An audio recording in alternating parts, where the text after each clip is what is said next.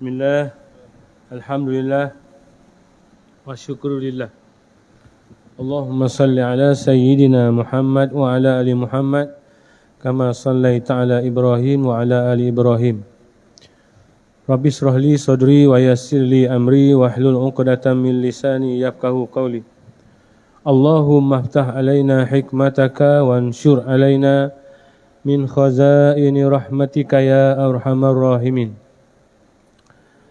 Yang saya kasihi tuan-tuan imam, para muazzin, Bilal, ahli jawatan kuasa surau, kehadiran tuan-tuan puan-puan yang dikasihi oleh Allah, mudah-mudahan kita diridai oleh Allah. Alhamdulillah, dalam kesempatan yang terbatas ini, marilah kita sama-sama merenung sedikit bagaimana kelebihan pada bulan Syakban. Mungkin pengkuliah ataupun ustaz-ustaz lain dah terangkan, tapi ini sebagai pencerahan lah. InsyaAllah pada Ahad malam Isnin tak? 15 Syakban, ya. Kita lihat Al-Imam Tabari dalam kitab Al-Mu'jam Kabir, ya, telah menamakan malam nisfu Syakban ni beberapa nama. Di antaranya dikatakan sebagai Lailatul Mubarakah, malam yang penuh dengan keberkatan. Ataupun ada kata Lailatul Bara'ah, malam pelepasan. Ada yang kata malam ini dinamakan dengan Qismatul Takdir, malam ketentuan apa yang berlaku kepada kita. Ataupun malam dinamakan Lailatul Syafa'ah, malam pertolongan. Lailatul Hayyah, malam itu dihidupkan. Lailatul Ijabah, malam yang dimakbulkan doa. Malam nisfu Syakban. Di antara kebaikan-kebaikan yang Allah berikan, keistimewaan dia kepada umat Islam, ada kelebihan hari, kelebihan bulan, kelebihan tempat, masa. Kebaikan 10 akhir Ramadan, adanya Lailatul Qadar. Cari tak cari memang ada. Nak cari malam Lailatul, tak perlu cari, dia memang ada 10 malam terakhir Ramadan. Ada kebaikan 10 terawal Zulhijjah. Tapi tidak cakap bab Zulhijjah ni, bab Syakban. Ada kebaikan 1/3 malam setiap malam, tahajud. Dan begitu juga dengan kebaikan Syakban. Imam Abu Hajar dalam syarah Sahih Bukhari, Syakban ni dia kata, apa makna Syakban? Lepas Rejab, Syakban. Ya. Bulan Rejab memang orang concern, orang tak lupa. Tapi bulan Syakban ramai orang lupa. Rejab bulan yang diharamkan berperang di antara 4 bulan dalam Islam. Dalam bulan-bulan hijrah ni ada 4 bulan. Bulan itu dinamakan sebagai Asyharul Hurum, bulan yang diharam berperang. Termasuklah Rejab. Jadi dia kata Syakban ni ialah orang sibuk cari air untuk persediaan bulan Ramadan. Ramadan tu panas, maka Syakban dikatakan orang sibuk. Di antaranya dia dinamakan oleh Imam Ibnu Hajar dalam syarah Bukhari ni kata,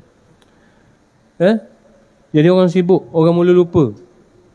Bulan Rejab orang tak lupa. Keistimewaan bulan Rejab, puasa bulan Rejab. Baik, Syakban walau bagaimanapun bulan ini tetap ada kebaikan yang sangat ada kelebihannya. Sebagaimana Syakban bermasuk bercabang-cabang kebaikan.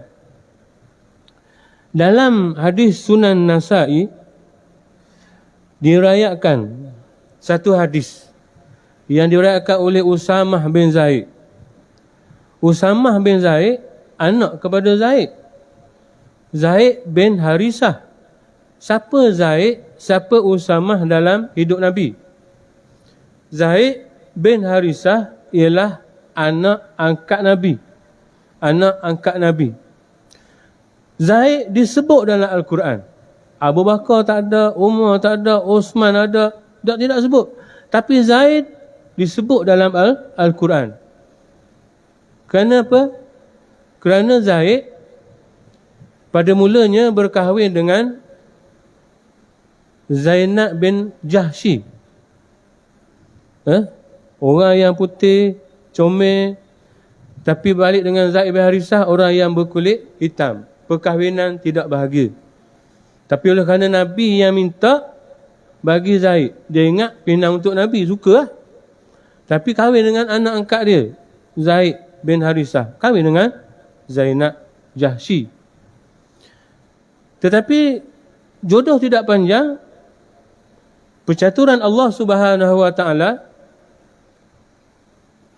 Zaid menceraikan Zainab. Zainab menantu angkat Nabi dikahwinkan dengan Rasulullah sallallahu alaihi wasallam. Di mana nak menunjukkan bahawa zaman Arab jahiliah, kalaulah isteri anak tak boleh kahwin dengan anak angkat, tak boleh kahwin dengan ayah angkat. Tapi Islam telah membatalkan pandangan jahiliah. Maka Zainab berkahwin dengan Nabi sallallahu alaihi wasallam. Oleh itu Zaid berkahwin dengan seorang hamba Abu Abdul Muttalib yang bernama Ummu Aiman. Ummu Aiman. Dapat anak perkahwinan Zaid dengan Ummu Aiman bernama Usamah bin Zaid. Jadi Zaid anak angkat, Usamah cucu angkat. Istimewa Zaid dan Usamah dirayatkan kalau Nabi memanggil Usamah, dia akan letak Usamah di atas paha dia, paha Rasulullah. Usia Zaid, usaha Usamah sama dengan cucu Nabi daripada Hasan dan Fatimah, iaitu Hasan dan Husain. Ali bin Abu Ali. Anak Ali daripada dengan Fatimah yang bernama Hasan dan Husain. Diletak di sebelah paha kiri Nabi. Nabi berdoa kepada ketiga-tiganya. Itulah istimewanya Usamah bin Zaid. Usamah orang muda. Dia telah dihantar satu pasukan tentera untuk melawan tentera Rom. Umur dia ketika Nabi wafat 17 nak masuk ke 18 tahun. Bukan tak ada orang lain yang lebih daripada tu, tetapi Rasulullah telah memilih Usamah sebagai ketua dalam peperangan menentang tentera Rom. Rom ni banyak kisah. Dua kuasa yang besar zaman Rasulullah ialah Parsi itu Iran lah, dan Romawi ataupun Rom. Kisah Rom menarik tentang utusan Nabi SAW untuk menyampaikan Islam kepada Heraklius ataupun Hercules.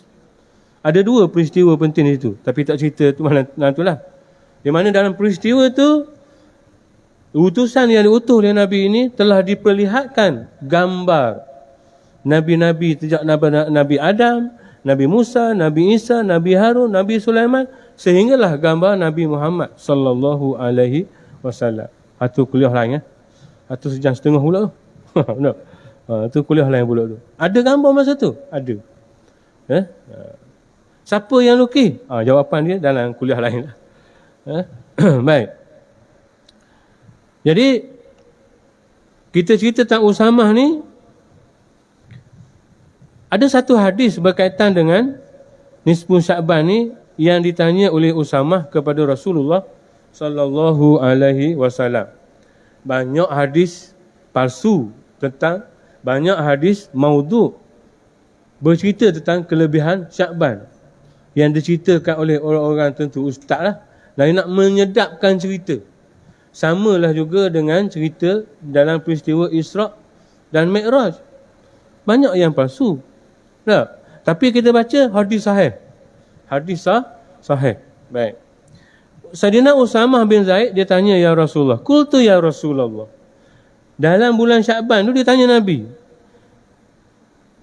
lam araka tasum min syahril min syuhuril ma tasumu Sya'ban. Aku telah bertanya kepada Nabi SAW, kata Usamah. Usamah siapa tadi? Cucu angkat Nabi.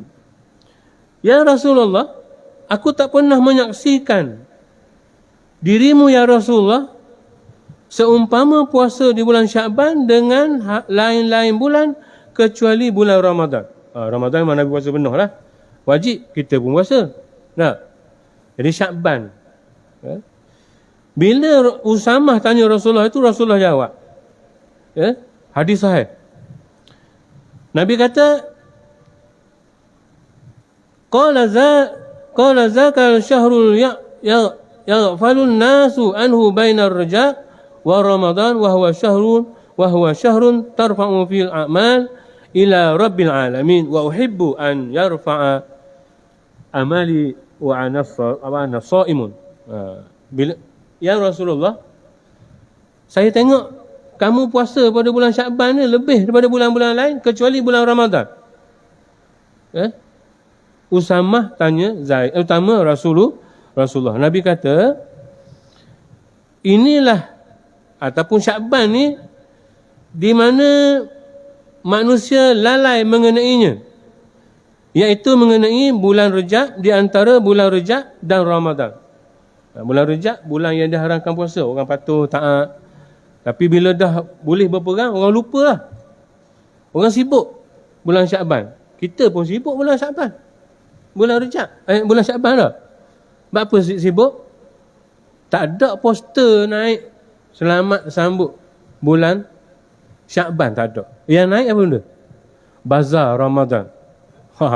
Ya tak? Sibuk dengan nak jual. Betul tak dia kata ni? Betul kan? Sibuk dengan poster bazar Ramadan. Ya. Tapi Nabi telah menunjuk contoh kepada kita bahawa bulan ni dia puasa dengan begitu banyak harinya.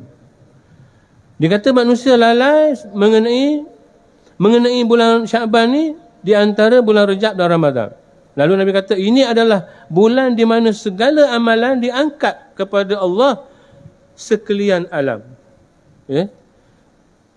Maka aku sangat suka sekiranya amalanku diangkat sedangkan pada masa itu aku dalam keadaan berpuasa. Baik. Tuan-tuan,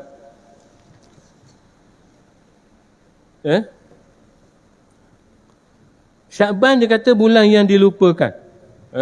Macam saya kata tadi lah, tak ada banner selamat menyambut bulan Sya'ban, tak ada. Tak popular bulan Sya'ban. Tapi bagi Nabi, Sya'ban amalan diangkat. Tuan-tuan, amalan kita ada yang dilaporkan oleh malaikat secara harian. Secara harian. Ada amalan kita diangkat secara usbu', secara mingguan. Dan ada amalan kita diangkat secara tahunan. Mak? Oh, semak mana ni, Mak? Harian, bila diangkat amalan kita? Itu di antara malaikat yang datang pada pertukaran shift waktu asar. Ni malaikat turun asar tadi, dah naik lagi Dia naik subuh esok. Jadi 2 laporan harian. Maka Allah tanya kepada malaikat, apa yang hamba aku lakukan? Tanya Allah tu bukan tak tahu. Tak? Tanya tu bukan dalam maksud tak tahu. Berat Nana tanya Allah tak tahu ke? Allah Maha mengetahui. Tanya tu sebagai nak menguatkan. Nak menguatkan satu hujah. Hamba-ku sedang buat apa? Maka malaikat menjawab, hamba-mu sedang mendirikan solat asar, mendirikan solat subuh. Kemudian itu laporan secara harian. Laporan-laporan ni dia akan melalui penjaga-penjaga langit. Malaikat yang warna ni merupakan malaikat hafazah. Dan setiap pintu langit ada pintu, kita tak nampak. Dan baru ni orang tanya tentang peristiwa Isra' Mi'raj kan. Kan malaikat Jibril beri salam kepada malaikat jaga langit. Ambil malaikat langit, malaikat tak kenal ke ketua malaikat? Bukan, nak menunjukkan bahawa kita ada sekatan, ada adab untuk melalui sesuatu kawasan. Tak? Baik. Laporan mingguan, dalam hadis yang sahih dia kata setiap hari Isnin dan Khamis. Maka sebab itulah Nabi kata Isnin dan Khamis aku berpuasa. Malah Nabi kata hari Isnin itulah hari kelahiranku. Aku seronok, aku berpuasa. Amalan manusia diangkat secara mingguan hari Khamis, malam Jumaat. Riwayat Bukhari dan Muslim. Maka Isnin dan Khamis itu Nabi berpuasa. Maka laporan amalan manusia selain daripada harian dan mingguan diangkat juga secara tahunan. Diangkat juga secara tahunan. Laporan tahunan ini akan diangkat pada bulan Syakban. Pada bulan Syakban. Sebab setahun dah kita tinggal, maka Syakban setahun akan datang. Maka Ramadan adanya malam Lailatul Qadar, pada malam itu ditentukan untung nasib kita pada tahun berikutnya. Pertukaran buku dan sebagainya. Bukan malam nisfu Syakban tukar buku. Nah, kefahaman kita tukar buku. Baca Yasin 3 kali. Semua tu tak sabit dengan hadis Nabi SAW. Tak boleh baca Yasin kau Ustaz? Boleh. Janganlah kata mesti baca Yasin. Tu masalah kita. Dah kena tak pergi sejik mana ni bang? Berat surah tu. Tak ada orang baca Yasin. Kuliah pula. Pahaman, doktrin, stigma kita tu kena ubah. Kena ubah. Baca Yasin sekali, kuliah. Tu comel lah. Tak? Baca Yasin ramai. Baik baca rumah. Orang rumah tak rajin Ustaz. Tu masalah kita. Tak? Bila seorang tak dihalu. Bila ramai, malam sebut Syakban ada makan si ragam Ustaz. Mana ni? Nak apalah, bacalah. Bukan kata tak boleh baca. Boleh baca. Cuma jangan berpandangan mesti. Begitu juga kita baca doa. Allahumma barik lana fi Rajab. Kemudian wa Sya'ban wa balighna ila Ramadan. Itu bukan hadis. Bukan hadis. Nak baca salah tak? Tak salah. Tak salah, tapi bukan hadis. Nak belajar hadis lama banyak pula lah. Dia kena duduk, orang nak belajar hadis kena tahu mastalahul hadis. Dah, ilmu balaghah, ilmu mantik. Syarat orang perawi hafiz macam mana. Kita bukan bahagian tu. Tak? Baik. Jadi, laporan secara tahunan. Kita pun, syarikat kita pun ada annual report. Tak? Lik ada kedai, ada buat laporan tahunan. Rugi berapa, untung berapa, hak mana laku, hak mana rugi. Kalau kita kerja dengan sebuah syarikat, laporan yang baik, suka tak? Begitulah dengan amalan kita. Disukai oleh Allah, maka bertambah, bukan berkurang. Jadi, amalan-amalan tadi akan diangkat ke langit setiap lapis melalui sekatan malaikat. Ya? Jadi setiap laporan harian, laporan mingguan, laporan tahunan. Maka malaikat akan tanya, amalan apa membawa ni? Amalan si anu ni dia bersedekah. Tapi mereka telah ada transparent, tahu. Dia ni sombong. Pulangkan balik kebaikan dia. Tetapi bila amalan itu ditanya, apakah amalan yang dia bawa? Adalah berpuasa. Maka berpuasa habis kan? Tuhan tak boleh nak buat apa? Nampak letih puasa. Allah, kesian. Okey, lepas. Tak payahlah, tak apalah, tak ada surat pun. Tak ada surat getah langit pun naik. Begitulah Mana Nabi suka, bila laporan itu diangkat oleh malaikat, aku suka ketika itu aku dan umatku sedang berpuasa. Jadi yang pertama, pada bulan Syakban ni banyakkan berpuasa. Tak boleh puasa sunat. Isnin Khamis puasalah 3 hari dalam sebulan, iaitu hari putih 13, 14, 15. Hari ni, esok, lusa puasa. Ada? Khamis tu boleh 4 hari dah tu. Comel tu 4 hari. Hari-hari putih. Setiap bulan. Kalau nak puasa terbaik sekali, ikut Nabi Daud lah. Puasa sehari, buka sehari, puasa sehari, buka sehari. Itu puasa terbaik. Baik. Maka yang pertama, Syakban ini ialah bulan untuk kita berpuasa. Maka bulan ini sebagai warm up ataupun training.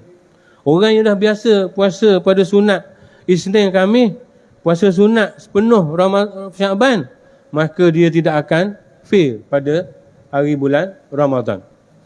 Tapi orang yang tak biasa berpuasa, Allah, tengok malam pertama sahur lah, macam nak pergi ke laut. Daging ada, ayam ada, sutong ada belaka. Sampai tak terjamah. Tapi bagi orang yang berpuasa, tak ada masalah. Tak makan sahur pun, minum air, kurma 2 biji, boleh puasa. Jadi itulah saranan kita, maka berpuasalah pada bulan Syakban sebagaimana Nabi SAW. Baik, yang kedua, kelebihan bulan Syakban adalah Syakban Syahrul Qura. Apa maksud dia? Syakban ialah bulan baca Quran. Dah bulan lain tak boleh baca? Boleh. Tapi Nabi kata gitu, bulan, dikatakan Syakban adalah bulan bacaan Al-Quran. Jadi bulan yang berkaitan dengan Al-Quran. Kita ni, tak? Kita ni baca Quran ikut qiraat mana? Oh, hari ni baru dengar qiraat Ustaz. Tak aja dengar pun. Kita baca Quran, yang Tok Iman kita baca, pergi Jumaat Tok Iman baca, Iman riwayat Asim. Tu tak Ustaz? Asim. Dengan Tariq Asy-Syatibi. Oh, tak aja dengar Ustaz ni. Itulah. Tak? Jadi dia baca seperti biasa. Cuba tengok baca secara Iman Kumbul, Iman Qulum, Iman Warash. Tak aja dengar belaka Ustaz ni. Rancanglah hari bulan Ramadan ni, setiap subuh panggil imam-imam qiraat ni baca ikut tu. Bismillahirrahmanirrahim. Wad-duha. Wal-laili idza saja. Warna Ustaz, mau parakah terus. Buat apa pula? Tak gaji dengar ni. Sudah. Sebab itulah kita kena belajar. Tak betul Tok Iman tu. Bukan Tok Iman tu betul. Mung tu tak betul. Nah. Ihdinas sirah. Baca dengan sin. Baca dengan banyak tu, kalau nak cerita tu panjang lah. Nah. Bukan kata kita mana. Panggil Ustaz Wan Fajrul, boleh panggil orang yang ada qiraat. Cuma kita nak nampak kelainan. Ni tak pernah dengar. Kita tengok orang Libya, orang kita pergi kat Libya, orang pergi kat Lebanon, dia baca lagu lain. Tak? Fatihah pun lain dah. Kalau kita rakam tengok satu imam yang sedap dia baca, tapi dia main ikut waras. Allahumma salli ala Muhammad. Saya selalu dengar, saya seronok bacaan dia. Sah tak? Sah. Bukan kata tak sah. Sebab Nabi zaman Sayyidina Abu Bakar As-Siddiq, zaman Abu Bakar kumpul Quran. Maka pertelingkahan di kalangan sahabat-sahabat. Nabi tak pernah buat. Ni Habib doa ni pula ni. Bila Nabi tak pernah buat, jangan buat. Pelik gitu kita. Tak? Kita ni sekarang ni, dia ada satu pertemuan ulama'-ulama'. Wahabiyahnya, Syiahnya, Asy'ariyahnya, Maturidinya, Ahli Sunnah wal Jamaahnya, Wahabinya. Hebat Wahabi. Wahabi bukan mazhab tuan. Kita tetap ada 4 mazhab itu adalah sunnah, Ahli Sunnah wal Jamaah belaka. Boleh ikut. Tapi kita orang Malaysia ialah mazhab Asy-Syafi'i. Bila dah kita mazhab Syafi'i, faham betul-betul lah siapa mazhab Syafi'i tu. Kita pun tak kenal Imam Syafi'i. Syafi'i ayah dia. Syafi'i ayah dia. Begitu juga Wahab. Muhammad Abdul Wahab. Kan? Itu cerita panjang lah. Bukan kita Wahbi ni. Kan kata Ustaz Wahbi, dia ceramah mana Padang kita. Jadi, carilah sebagai kelainan sepanjang kita hidup ni. Zaman Sayyidina Osman bin Affan, maka dia tulis Qiraah Sab'ah. 7 jenis wajah bacaan Al-Quran. Di Afrikanya, di Eropahnya. Sebab lidah tu tak sama. Kan? Jadi qiraat ni payah lah nak belajar tau. Kita belajar pun masa tu nak periksa je. Lulus periksa, tak tahu ganda dah. Gitu lah. Baik. Itu yang kedua sebagai bulan membaca Al-Quran. Bagi mereka yang kata nak khatam Al-Quran bulan Ramadan, kita ni pun satu hal kot sebenarnya. Bila masuk Ramadan, rajin ngaji. Sekarang kita baca Quran ni berhambakan kepada Allah atau berhambakan pada bulan Ramadan? Bulan lain tak baca. Masalah kita. Ubah lah. Start malam ni, ambil baca surah Al-Baqarah sampai habis Ramadan, insya-Allah khatam 30 juzuk. Lepas tamat Ramadan, sambung pula baca. 10 hari 1 juzuk. Berapa dah? Ni dah bulan Ramadan baca, bulan lain tak baca. Itu satu kesilapan yang kita buat lah. Baik. Yang ketiga, buat amalan soleh. Setengah ulama kata bulan Rejab ialah bulan menanam tanaman. Rejab. Bulan Syakban menyiram tanaman. Bulan Ramadan harvest, bulan untuk menuai hasil. Tapi kita ada satu hadis yang orang kata yang diawalkan oleh Anas bin Malik. Rejab, Syahrul Rejab, Syahrullah. Wa Sya'ban syahri, bulanku. Dan Ramadan ialah bulan umatku. Hadis ini adalah hadis yang dhaif. Dhaif. Baik. Yang namanya bulan beramal soleh. Buatlah apa saja pun amalan soleh. Sambung silaturahim, pergi tengok saudara mara yang lama tak dikunjungi. Kan? Ataupun ziarah orang sakit, nyambung silaturahim. Panggil orang buat makan, tahlil dan sebagainya. Boleh. Yang keempat, bahawa berusaha jauhi perbuatan syirik dan bermusuh sesama Muslim. Dan jangan putuskan hubungan silaturahim. Jadi, bulan ni, kalau kita ada grup pun, jangan lehlah grup tu. Tak? Biarlah admin tu backend mana pun. Tak? Kita buat ni selalu, gini tanya masalah kot kita ni. Tak? Ayah bila leh, admin pula nak masuk pula. Begitulah bandingannya. Jadi yang kelima, Allah berikan pengampunan sesiapa sahaja yang minta ampun pada malam nisfu Syakban. Malam nisfu Syakban.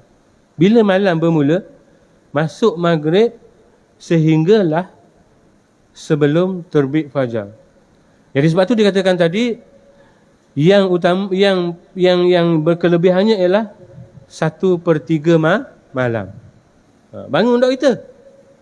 Bangun tak? Bangun nak kecing tak? Mana tahu? Cuba ubahlah. Anggap kecing itu sebagai Tuhan gerak kita. Allahu Akbar. Hidup lagi aku rupanya. Ambil air semayang. Lepas kecing ambil air semayang 2 rakaat. Semayang tahajud 2 rakaat. Tidur. Ya, kalau rajin buat witir. Sebab itulah kadang-kadang orang semayang witir selepas semayang isyak. Sayyidina Umar Al-Khattab semayang witir ba'dal isyak. Sayyidina Abu Bakar As-Siddiq semayang witir pada selepas tahajud. Boleh berlaku. Kalau kita dah witir, selepas tarawih, tak perlu witir lah. Lepas tu. Kan? Tak perlu witir. Bangun tahajud. Tak ada masalah. Jangan buat memayahkan. Tak. Jangan memayahkan. Alah memudahkan. Jadi, pintu syurga dibuka setiap malam Isnin dan Khamis. Ini di antara beberapa yang diriwayatkan.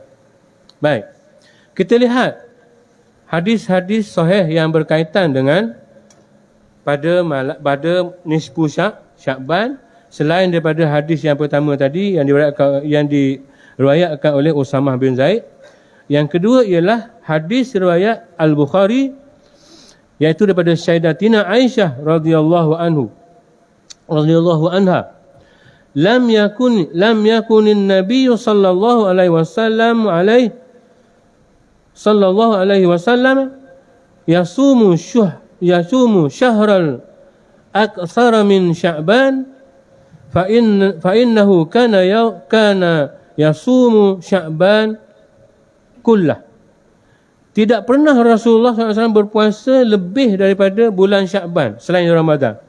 Jadi hadis ini diriwayatkan oleh isteri Nabi sendiri, menguatkan hadis yang diriwayatkan oleh Usamah bin Zaid, cucu angkat Rasulullah, anak kepada Usamah tadi, anak kepada Zaid bin Harisah. Ya. Tapi ada satu hadis yang selalu orang duk sebarkan.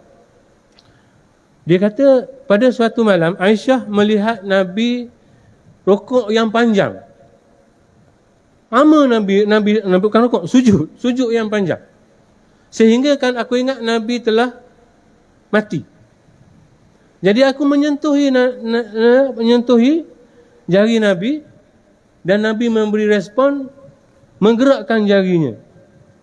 Ini adalah satu hadis palsu juga. Ya, nanti kita lihat ada beberapa kepalsuan yang disebarkan. Cerita Nabi tapi tidak berkait dengan yang sebenarnya. Kerana ada kelemahan dari segi sanad dan perawinya. Baik. Kemudian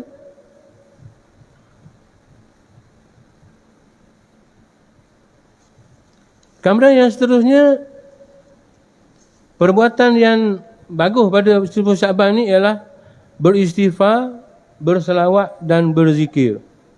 Selain daripada kita selawat pada hari Jumaat, maka pada bulan ini pun juga kita disyaratkan supaya sentiasa banyak beristighfar. Maknanya bertaubat. Astaghfirullahalazim. Cuma kadang-kadang istighfar ni kita ikut lagu Hijaz. Wakah tak betul. Astaghfirullahalazim allazi la ilaha illa. Jeng. Bahasa Arab masuk dia tak comel. Kena ada wakaf tidak yang betul. Mana Tuan Iman? Kalau nak berhenti yang betul, astaghfirullahalazim allazi la ilaha illahu. Tu baru betul. Kita tak ikut hijab orang ni, lagu hijab sedap. Lepas tu buatlah benda yang betul. Tok Iman ke, nak wirid ke, kena betul. Dosa dah. Wallahualam. Cuma kita ni kebiasaan buat benda yang orang ramai buat. Bukan bererti ramai buat tu betul. Kita nak menepati maksud dia. Ittiba'us sunnah. Tu betul. Jadi dia kata kena banyak istighfar, berselawat. Allahumma salli ala Muhammad wa ala ali Muhammad. Itu selawat yang sahih daripada Nabi SAW. Dan kita nak selawat macam pada selawat tu, sallallahu rabbuna, boleh, tak ada masalah. Tapi hak itulah yang Nabi ajar. Kemudian berzikir, zikrullah, subhanallah, alhamdulillah, wa la ilaha illallah, wallahu akbar. Jadi dia kata, an Abdillah bin Mas'ud qala Rasulullah sallallahu alaihi wasallam inna awlan nasi biyaumil qiyamah aqsarun nasi alayya salah. Sesungguhnya orang yang paling utama bersamaku pada hari kiamat, kata Nabi, adalah orang yang paling banyak berselawat kepadaku. Sebab itu ada satu sahabat bertanya kepada Rasulullah, ya Rasulullah, apa nama ni saya ingat? Ka'ab kan? Jadi Ka'ab kata, dalam doaku, dalam ucapanku, boleh tak aku selawat kepadamu 1/3? Nabi kata, it's up to you lah. Bahasa Inggeris lah, aku suruh padamu, ikutmu lah. Kalau aku selawat separuh daripadanya, doa dan ucapanku, maka itu lebih baik. Kalau aku berselawat semua sekali, selawat aja, itu pun lebih baik. Nampak kata kan? Itulah kelebihan berselawat. Ya? Kita ada banyak masalah, maka perbanyakkanlah selawat.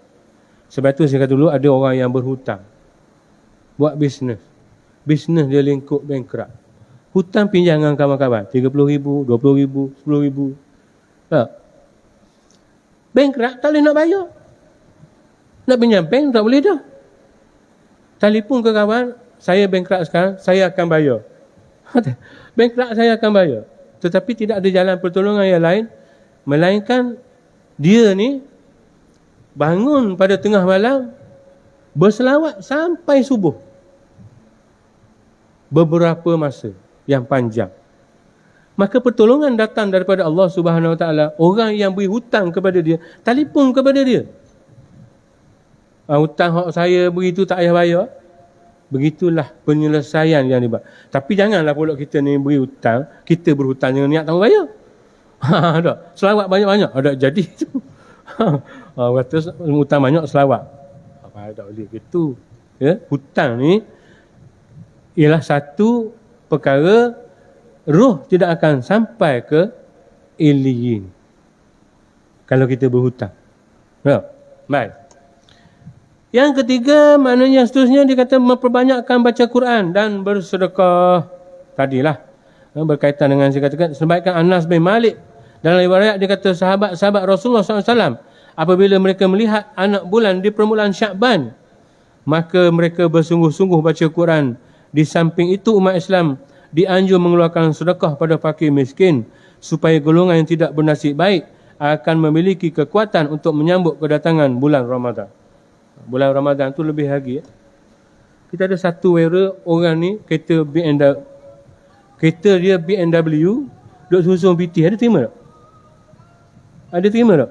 WhatsApp duduk dalam kereta BMW, tengok dekat steering tu dalam lambang banyak menggunakan wang tu kan, BMW kan.